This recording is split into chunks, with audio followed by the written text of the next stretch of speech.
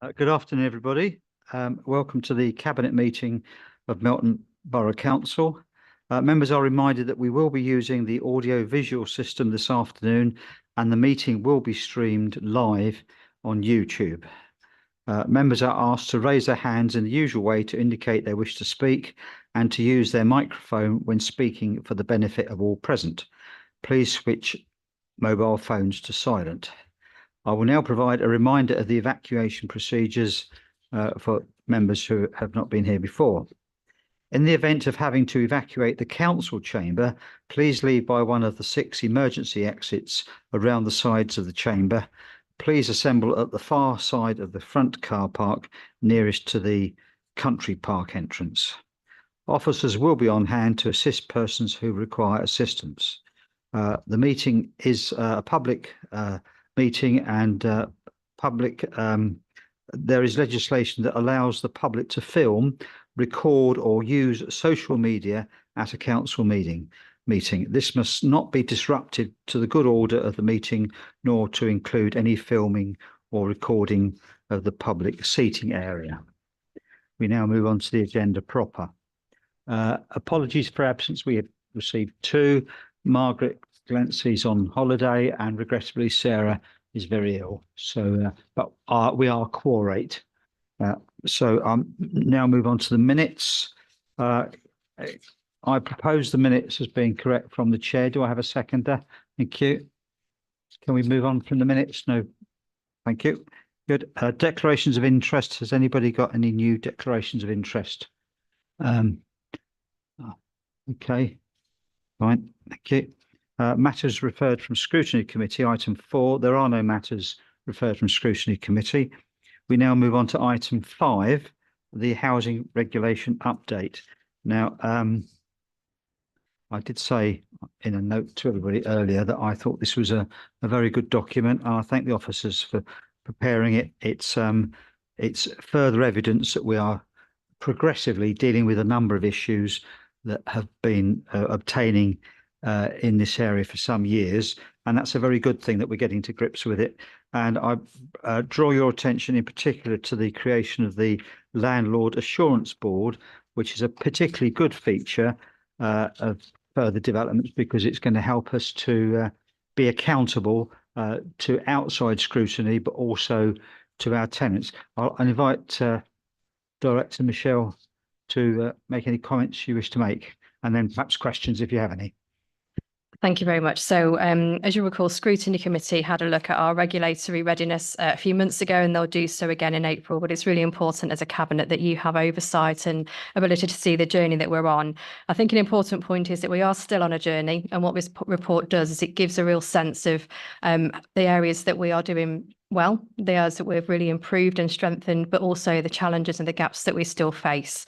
And we see those particularly around how we really understand our tenants and how we really work and support and really empower our tenants as we move forward, something that we've been building on and we want to really accelerate. Just a comment on the Landlord Assurance Board. We have a number of things corporately where we report on things around risk, performance, audit, how we're working with tenants and how we're really complying with the things that we need to. But we do those in a number of different places as part of our corporate reporting mechanisms. So what the Landlord Assurance Board does is provide an opportunity to really bring all of those things together into one meeting as well, to give a focused opportunity to look at how we're doing and areas that we might need to do differently. So the terms of reference are appended. They are still in draft, just so that we can finalise those following this meeting if you're in agreement. The area that we just want to finalise is one of the things that we've been working with a portfolio holder on, is making sure that we bring a tenant or a number of tenants onto that board.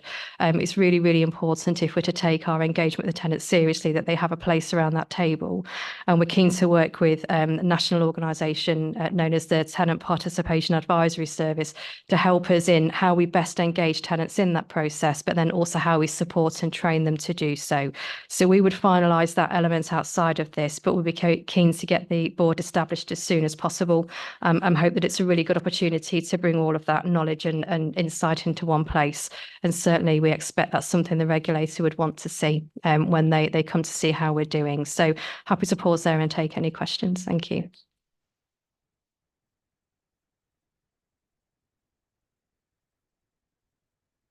Thank you, Lydia. Just you mentioned the tenant representatives. I hope that there'll be a cross section of the different sorts of housing we've got. You know, they won't all be old people or all be old, you know, sort of family people or something. Thank you. Thank you. That's a really good point. So one of the most important things is making sure we can really reach out to our whole tenant base to express interest in being part of this. We have existing mechanisms for working with tenants, but they perhaps don't reach far enough in the way that you describe. So yes, the expectation is, and led by Ali, we would reach out to tenants and try to really attract a much wider cross-section of tenants. And that's why we felt that the training and support offer was also really important as part of it. So we take that seriously. Can I ask a second? Just a quick one. Leader of the opposition, or a nominated representative. Shouldn't it say or their nominated representative? I presume if they don't want to be there, they can choose someone. Yeah. Any more? No? Sharon? Okay, so I'm going to move the recommendations at paragraph 2 on page 10. There's 2 to note and 1 to approve. Can I have a seconder, please? Thank you. Those in favour, please show by raising their physical hand. Thank you. Okay, well, that's we'll move on now to agenda item 6, which is the housing asset management plan, which again, in my opinion, as the portfolio holder, represents significant progress against significant headwinds, really. I invite Michelle to say anything you wish to.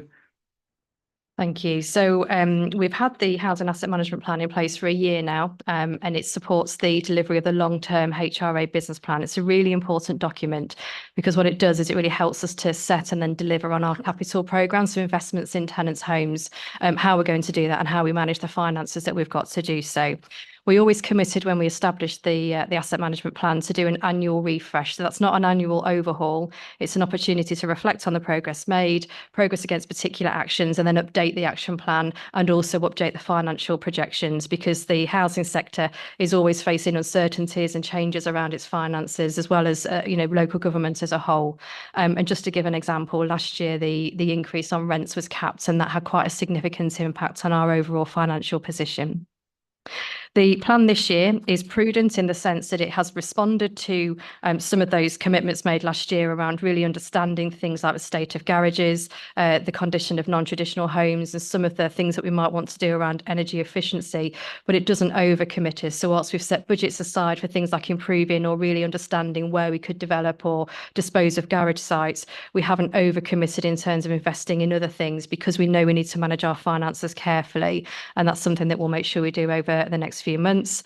The plan is also really clear that we will maximise every opportunity that we can to support energy efficiency in tenants' homes, but doing that in a way that supports affordability for tenants rather than just focusing on the decarbonisation agenda, which we know is really important to members. So you'll see reference to things like solar panels that we've already implemented, and we'll access more funding as and when we can through the programme, which again I know is important to you as portfolio holder.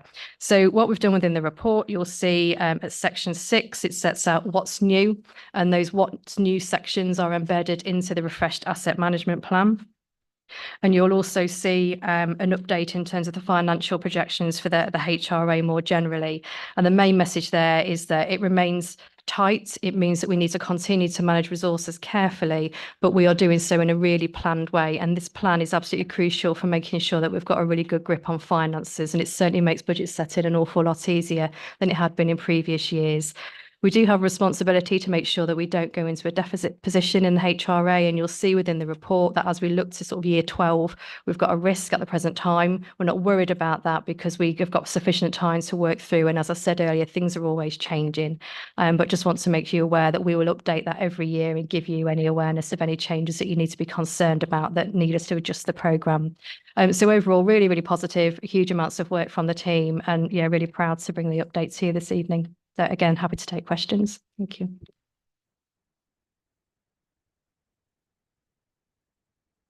Has this been before scrutiny yet, this particular paper? So the HRA business plan and asset management plan in its full form last year went through the whole governance process. The changes this year are minor in the sense that there are just those minor updates. So they've not been subject to scrutiny, but they reflect the comments made by the scrutiny committee in developing the plan in the first place. So some of those actions, so for example, really focusing on energy efficiency measures that support tenant affordability were built into the plan. We've done those surveys and we've carried on with those actions. So without a significant overhaul, there wasn't a need to build in that additional scrutiny. However, we do have scrutiny committee looking at our housing and regulatory work in April, and it will be covered as part of that. So we'll look at everything from strategic planning, how we invest in our stock, how we engage our tenants, how ready we are for regulatory change. And we're hoping to invite tenants to be part of that too. Yeah, thank you for that. Can I just add that I get frequent updates and very thorough briefing from Ali and other colleagues as we progress. So there are no surprises here to me, and I'm very content. Sharon, do you have any questions? My main concern is the storage heaters. They're so unaffordable, especially for the elderly and stuff, and they can't afford to have them on. So, you know, that is a big thing. That's been the subject of some conversation with Chris, hasn't there? So, and are you happy that you've got the answers you need on that so far?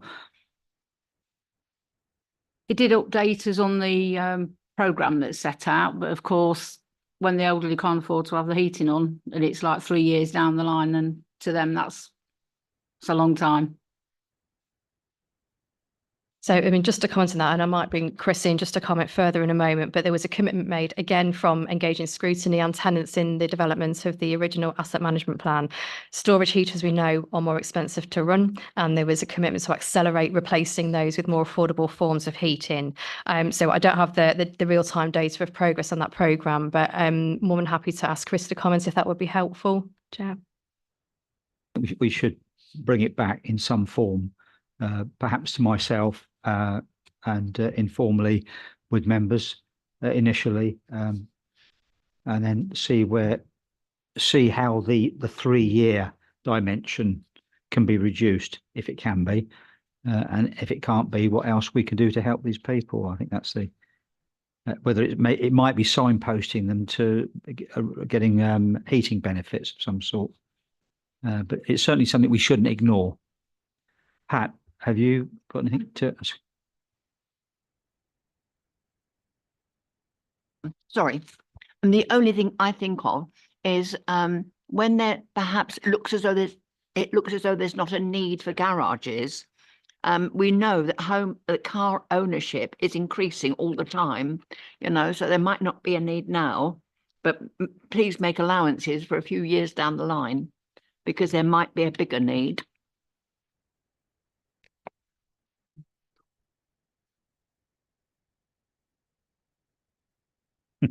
The recommendation, I'll get the pages back in place.